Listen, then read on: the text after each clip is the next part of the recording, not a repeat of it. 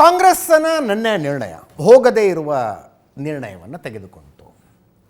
ಅದು ಹೈಕಮಾಂಡ್ನ ನಿರ್ಣಯ, AICCಯ ನಿರ್ಣಯ. ಅದನ್ನು ಕೆಳ ಹಂತದ ಮುಖಂಡರುಗಳು ಹೆಂಗೆ ತಗೋತಾರೆ? ಗುಜರಾತ್, ಹಿಮಾಚಲ ಪ್ರದೇಶ ಕಾಂಗ್ರೆಸ್ ಘಟಕಗಳು ವಿರೋಧ ಮಾಡಿದ್ದಾವೆ. ಘಟಕ ಅಂದರೆ ಪ್ರಮುಖವಾದ ವ್ಯಕ್ತಿಗಳು ಇದನ್ನು ವಿರೋಧಿಸಿದ್ದಾರೆ. ಆಚಾರ್ಯ ಪ್ರಮೋದ್ ಮುಂಚೆ AICC ವಕ್ತಾರರಾಗಿದ್ದರು. ಇವರು TV ಡಿಬೇಟ್ಗಳಲ್ಲಿ ಕಾಂಗ್ರೆಸ್ನ ಪರವಾಗಿ ಚರ್ಚೆಗಳಲ್ಲಿ ಭಾಗವಹಿಸ್ತಾ ಇದ್ದವರು ಆಚಾರ್ಯ ಪ್ರಮೋದ್. ಆದರೆ ಬಹಳ ಇದ್ದಂಗೆ ಹೇಳ್ಬಿಡೋರು. ತಪ್ಪು ಅಂದರೆ ತಪ್ಪು, ಹೌದಪ್ಪ ನಮ್ಮ ಪಕ್ಷ ತಪ್ಪು ಮಾಡ್ತು ಅಂದುಬಿಡ್ತಿದ್ರು. ಅದಕ್ಕೆ ಇತ್ತೀಚೆಗೆ ಅವ್ರು ಬರ್ತಾ ಇಲ್ಲ ಡಿಬೇಟ್ಗೆ. ಅವ್ರು ಹೇಳ್ತಾರೆ ಕಾಂಗ್ರೆಸ್ ರಾಮ ವಿರೋಧಿ, ಹಿಂದೂ ವಿರೋಧಿ ಪಕ್ಷ ಅಲ್ಲ. ಕಾಂಗ್ರೆಸ್ನಲ್ಲಿ ಕೆಲವರಿದ್ದಾರೆ ಇಂಥ ನಿರ್ಣಯ ಮಾಡಿಬಿಡ್ತಾರೆ ಅವರು. ಗಂಭೀರವಾದ ವಿಷಯ. ರಾಮ ಮಂದಿರ ಲೋಕಾರ್ಪಣೆಗೆ ನಾವು ಹೋಗೋದಿಲ್ಲ ಅಂತ ನಿರ್ಣಯ ತೆಗೆದುಕೊಂಡಂತಹ ಸುದ್ದಿ ಕೇಳಿ ನನ್ನ ಮನಸ್ಸು ಒಡೆದು ಹೋಯಿತು. ಕೋಟ್ಯಂತರ ಕಾರ್ಯಕರ್ತರ ಮನಸ್ಸು ಕೂಡ ಒಡೆದಿದೆ.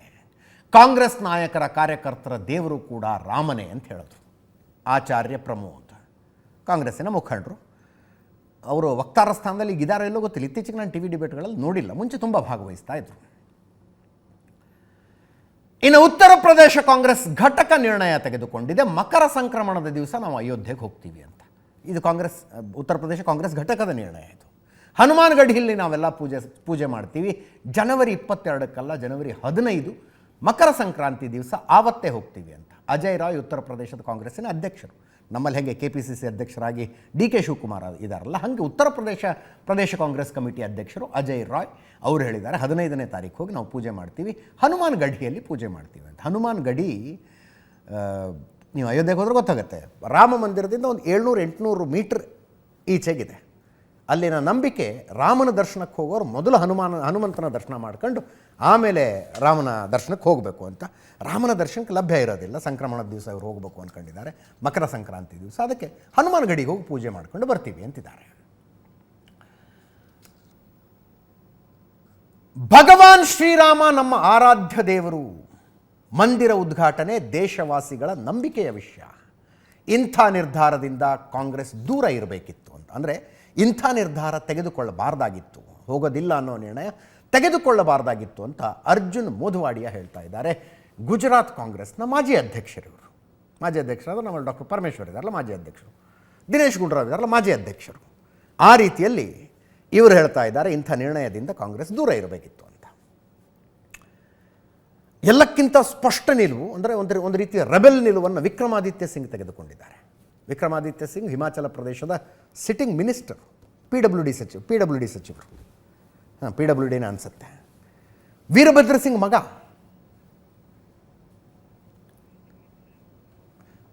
ಹಿಮಾಚಲ ಪ್ರದೇಶಕ್ಕೆ 5 ಸಲ ಮುಖ್ಯಮಂತ್ರಿಯಾಗಿದ್ದ ವೀರಭದ್ರ ಸಿಂಗ್ ಮಗ ವಿಕ್ರಮಾದಿತ್ಯ ಸಿಂಗ್ ಹಿಮಾಚಲ ಪ್ರದೇಶದ ಸಿಟ್ಟಿಂಗ್ ಮಿನಿಸ್ಟರ್, ಕಾಂಗ್ರೆಸ್ ಸರ್ಕಾರದಲ್ಲಿ ಸಿಟ್ಟಿಂಗ್ ಮಿನಿಸ್ಟರ್, PWD ಸಚಿವರು. ನಾನು ಮೊದಲೇ ಹೇಳಿದ್ದೀನಿ ಇದು ರಾಜಕೀಯ ವಿಷಯ ಅಲ್ಲ. ನನ್ನ ಪ್ರಕಾರ ನಾನು ಸೌಭಾಗ್ಯಶಾಲಿ, ಅಂದರೆ ಆಹ್ವಾನ ಬಂದಿದೆ ಅವರ ಕುಟುಂಬಕ್ಕೆ, ನಾನು ಸೌಭಾಗ್ಯಶಾಲಿ. ಹಿಮಾಚಲದ ಕೆಲವು ಜನರಿಗೆ ಮಂದಿರ ಉದ್ಘಾಟನೆಯ ಆಮಂತ್ರಣ ಸಿಕ್ಕಿದೆ. ನಾನು RSS ಮತ್ತು ವಿಶ್ವ ಹಿಂದೂ ಪರಿಷತ್ಗೆ ಧನ್ಯವಾದ ಹೇಳ್ತೀನಿ. ನನಗೆ ಮತ್ತು ನನ್ನ ಕುಟುಂಬಕ್ಕೆ ಈ ಗೌರವ ಸಿಕ್ಕಿದೆ. ಯಾರ ಹೆಸರಿಗೆ ಆಹ್ವಾನ ಬಂದಿರುತ್ತೋ ಅವರು ಒಬ್ಬರನ್ನ ಜೊತೆ ಕರ್ಕೊಂಡು ಬರೋದಕ್ಕೆ ಅವಕಾಶ ಇರುತ್ತೆ. ನನಗೆ ಮತ್ತು ನನ್ನ ಕುಟುಂಬಕ್ಕೆ ಈ ಗೌರವ ಸಿಕ್ಕಿದೆ. ಜನವರಿ 22 ಅಯೋಧ್ಯೆಯಲ್ಲಿ ಮೋದಿ ಏನು ಮಾಡ್ತಾ ಇದ್ದಾರೆ ಅಂದರೆ ಪೂಜೆ ಏನು ಮಾಡ್ತಿದ್ದಾರಲ್ಲ, ಆ ದಿನದ ಕಾರ್ಯಕ್ರಮದಲ್ಲಿ ಭಾಗವಹಿಸೋದಕ್ಕೆ ಆಮಂತ್ರಣ ನಮ್ಗೆ ಕೊಟ್ಟಿದ್ದಾರೆ. ಜೀವನದಲ್ಲಿ ಒಂದು ಸಲ ಮಾತ್ರ ಸಿಗುವ ಅವಕಾಶ ಇದು.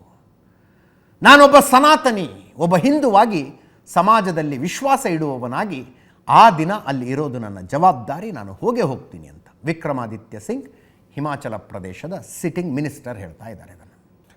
ಕಾಂಗ್ರೆಸ್ನ ಮುಖಂಡರ ನಿಲುವುಗಳೇನೇನು ಅಂತ.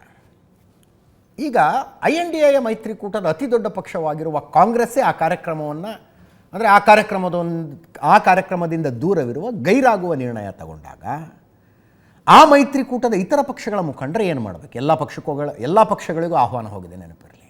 ಅವ್ರು ಏನು ಮಾಡಬೇಕು? ಒಂದು ಗೊಂದಲ ಇದೆ. ಕೆಲವರು ಈಗಾಗಲೇ ನಿರ್ಧಾರ ತಗೊಂಡಿದ್ದಾರೆ ನಾವು ಹೋಗೋದಿಲ್ಲ ಅಂತ. ಸೋನಿಯಾ ಗಾಂಧಿ, ಮಲ್ಲಿಕಾರ್ಜುನ್ ಖರ್ಗೆ ಅವರಿಗಿಂತ ಮುಂಚೆನೇ ಅವರು ನಿರ್ಧಾರ ತಗೊಂಡಿದ್ದಾರೆ. ಕಾಂಗ್ರೆಸ್ನಲ್ಲಿ 4 ಜನರಿಗೆ ಆಹ್ವಾನ ಸಿಕ್ಕಿದ್ದು. ಮಲ್ಲಿಕಾರ್ಜುನ್ ಖರ್ಗೆ ಅವರಿಗೆ, ಸೋನಿಯಾ ಗಾಂಧಿ ಅವರಿಗೆ, ಅಧೀರ್ ರಂಜನ್ ಚೌಧರಿ ಅವರಿಗೆ ಮತ್ತು ಮನಮೋಹನ್ ಸಿಂಗ್ ಅವರಿಗೆ. ಅಖಿಲೇಶ್ ಯಾದವ್ ಹೋಗೋದಿಲ್ಲ ಅಂತ ತೀರ್ಮಾನ ತಗೊಂಡಿದ್ದಾರೆ. ಅದು ಓಟಿನ ಲೆಕ್ಕಾಚಾರ ಕ್ಲಿಯರ್ ಆಗಿದೆ. YM ಕಾಂಬಿನೇಷನ್ ವರ್ಕ್ ಆಗೋದು ಉತ್ತರ ಪ್ರದೇಶದಲ್ಲಿ, ಯಾದವ್ ಮುಸ್ಲಿಂ ಕಾಂಬಿನೇಷನ್. ದೇವಸ್ಥಾನಕ್ಕಾದರೆ 22ನೇ ತಾರೀಖೇ ಹೋಗಿ ಪೂಜೆ ಕೂತ್ಕೊಂಡು ಬಿಟ್ಟರೆ ವೋಟ್ ಬ್ಯಾಂಕ್ ಡಿಸ್ಟರ್ಬ್ ಆಗ್ಬೋದು ಅನ್ನೋ ಲೆಕ್ಕಾಚಾರ ಇದೆ. ಲಾಲು ಪ್ರಸಾದ್ ಯಾದವ್ RJD ನಾಯಕ ಹೋಗೋದಿಲ್ಲ ಅಂತ ತೀರ್ಮಾನ ತಗೊಂಡಿದ್ದಾರೆ. ಲಾಲು ಪ್ರಸಾದ್ ಯಾದವ್ ಮುಖ್ಯಮಂತ್ರಿ ಆಗಿದ್ದಾಗ ರಥಯಾತ್ರೆ ನಡೀತಾ ಇತ್ತು ಲಾಲ್ ಕೃಷ್ಣ ಅದ್ವಾನಿ ಅವ್ರದ್ದು. ಆ ರಥಯಾತ್ರೆ ನಡೀತಾ ಇರುವಾಗ ಅದ್ವಾನಿ ಅವರನ್ನು ಬಿಹಾರದಲ್ಲಿ ಅರೆಸ್ಟ್ ಮಾಡಿದ್ರು. ಅರೆಸ್ಟ್ ಮಾಡಿ ಜೈಲಿಗೆ ಹಾಕಿ ರಥಯಾತ್ರೆಯನ್ನು ನಿಲ್ಲಿಸಿದ್ರು. ಅವರ ಮಗ ಈಗ DCM, ಅವರು ಹೋಗೋದಿಲ್ಲ ಅಂದಿದ್ದಾರೆ. ಮಮತಾ ಬ್ಯಾನರ್ಜಿ ಅವರು ಹೋಗೋದಿಲ್ಲ ಅಂದಿದ್ದಾರೆ. ಸೀತಾರಾಮ್ ಯೆಚೂರಿ ಹೋಗೋದಿಲ್ಲ ಅಂದಿದ್ದಾರೆ. ಸೀತಾರಾಮ್ ಯೆಚೂರಿ ಅವ್ರದ್ದು ಅದು ಘೋಷಿತ ನಿಲುವುದು. ಕಮ್ಯುನಿಸ್ಟ್ ಪಕ್ಷ ಯಾವ ಧರ್ಮ ಯಾವ ದೇವರು ಅಂತಾರೆ. ಯಾವ ಧರ್ಮ ಯಾವ ದೇವರು ಹಂಗೆ ನೋಡಿದ್ರೆ ನ್ಯಾಷನಲಿಸಮಲ್ಲೇ ಅವ್ರದ್ದು ನಂಬಿಕೆ ಇಲ್ಲ, ರಾಷ್ಟ್ರೀಯತೆಯಲ್ಲೆಲ್ಲ ನಂಬಿಕೆ ಇಲ್ಲ, ಅಂತಾರಾಷ್ಟ್ರೀಯತೆಯಲ್ಲಿ ನಂಬಿಕೆ ಇಟ್ಟಿರುವಂಥವ್ರು ಕಮ್ಯುನಿಸ್ಟ್ ಪಕ್ಷದವರು. ಈಗ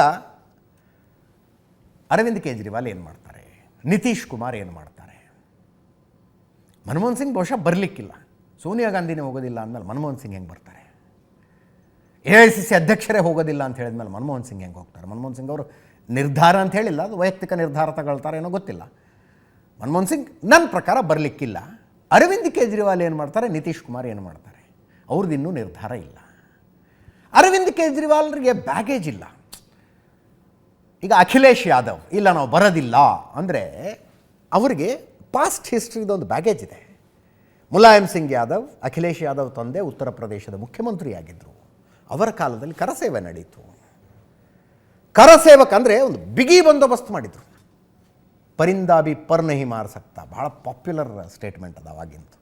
ಎಷ್ಟು ಬಿಗಿ ಬಂದೋಬಸ್ತ್ ಮಾಡಿದ್ದೀವಿ ಅಂದರೆ ಹಕ್ಕಿ ರೆಕ್ಕೆ ಅಲ್ಲಾಡಿಸೋದಕ್ಕಾಗೋದಿಲ್ಲ, ಹಕ್ಕಿ ರೆಕ್ಕೆ ಬಿಡಿಸೋದಕ್ಕಾಗೋದಿಲ್ಲ. ಪರಿಂದಾಬಿ ಪರ್ ನಹಿ ಮಾರ್ ಸಕ್ತಾ ಅಷ್ಟು ಬಿಗಿ ಬಂದೋಬಸ್ತ್ ಮಾಡಿದ್ದೀವಿ. ಹಂಗಿದ್ದಾಗ ಕರಸೇವೆಗೆ ಲಕ್ಷಾಂತರ ಜನ ಭಾರತದ ಮೂಲೆ ಮೂಲೆಗಳಿಂದ ಹೋಗ್ಬಿಟ್ರಲ್ಲಿ. ಸರಯೂ ನದಿಯ ಸೇತುವೆಯ ಮೇಲೆ ಗೋಲಿಬಾರ್ ಮಾಡಿದ್ರು. ಕರಸೇವಕರು ಸತ್ರು. ಮತ್ತು ಅದನ್ನು ಆವತ್ತೂ ಅಖಿಲೇಶ್ ಯಾದವ್ ಸಮರ್ಥನೆ ಮಾಡಿಕೊಂಡಿದ್ರು. ಈಗಲೂ ಸಮಾಜವಾದಿ ಪಕ್ಷದ ಮುಖಂಡರ ಸಮರ್ಥನೆ ಮಾಡಿಕೊಳ್ತಾರೆ. ಸಂವಿಧಾನದ ರಕ್ಷಣೆಗಾಗಿ ನಾವು ಗುಂಡು ಹಾರಿಸೋದಕ್ಕೂ ಹಿಂದೆ ಮುಂದೆ ನೋಡಲಿಲ್ಲ ಅಂತ.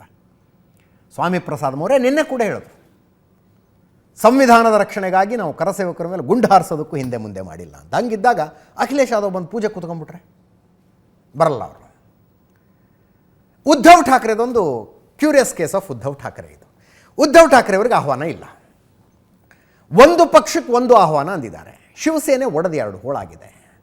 ಏಕನಾಥ್ ಶಿಂದೆ ಅವರ ಹತ್ರ 56 ಶಾಸಕರ ಪೈಕಿ 39 ಜನ ಅಲ್ಲಿದ್ದಾರೆ. ಅಂದರೆ ಏಕನಾಥ್ ಶಿಂದೆ ಅವ್ರದ್ದೇ ಒರಿಜಿನಲ್ ಶಿವಸೇನೆ ಅಂತಾಗಿದೆ. ಈಗ ಏಕನಾಥ್ ಶಿಂದೆ ಅವರಿಗೆ ಆಹ್ವಾನ ಹೋಗಿದೆ, ಉದ್ಧವ್ ಠಾಕ್ರೆಗಿಲ್ಲ. ಇದು ಕ್ಯಾಚ್ 22 ಇವರಿಗೆ.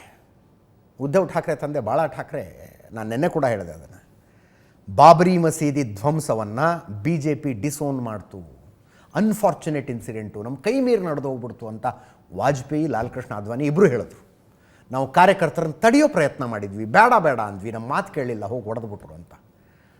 ಶಿವಸೇನೆಯ ಸಂಸ್ಥಾಪಕ, ಆಗ BJP ಅಲಯನ್ಸು, ಈಗ ಇವರು ಕಾಂಗ್ರೆಸ್ಸಿನ ಅಲಯನ್ಸು, ಬಾಳಾ ಸಾಹೇಬ್ ಠಾಕ್ರೆ ಹೇಳಿದ್ರು, ನನ್ನ ಕಾರ್ಯಕರ್ತರು ಹೋಗಿ ಬಾಬರಿ ಮಸೀದಿ ಧ್ವಂಸ ಮಾಡಿದ್ರು ಅನ್ನೋ ಹೆಮ್ಮೆ ನನಗಿದೆ ಅಂತಂದಿದ್ರು. BJP ಅವ್ರಿಗಿಂತ ಒಂದು ಹೆಜ್ಜೆ ಮುಂದೆ ಹೋಗಿ ಬಾಬರಿ ಮಸೀದಿ ಧ್ವಂಸದ ಕ್ರೆಡಿಟನ್ನು ಬಾಳಾ ಠಾಕ್ರೆ ತಗೊಂಡಿದ್ರು.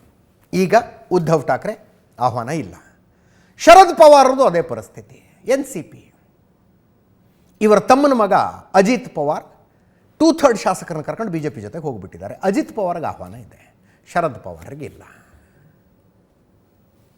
ಹೀಗಾಗಿ ಅವರೊಂದು ಗೊಂದಲದಲ್ಲಿದ್ದಾರೆ. ಉದ್ಧವ್ ಠಾಕ್ರೆ ಹೇಳಿದ್ದಾರೆ 22ನೇ ತಾರೀಕು ಆದಮೇಲೆ ಅನುಕೂಲ ನೋಡ್ಕೊಂಡು ಒಂದು ದಿವಸ ಹೋಗಿ ಬರ್ತೀನಿ ಅಂತ. ರಾಮ ಮಂದಿರ ನಿರ್ಮಾಣ ಕಾರ್ಯ ನಡೀತಾ ಇದ್ದಾಗಲೂ ಹೋಗಿದ್ರು ಉದ್ಧವ್ ಠಾಕ್ರೆ, ಒಂದ್ಸಲ ಹೋಗಿದ್ರಲ್ಲಿ.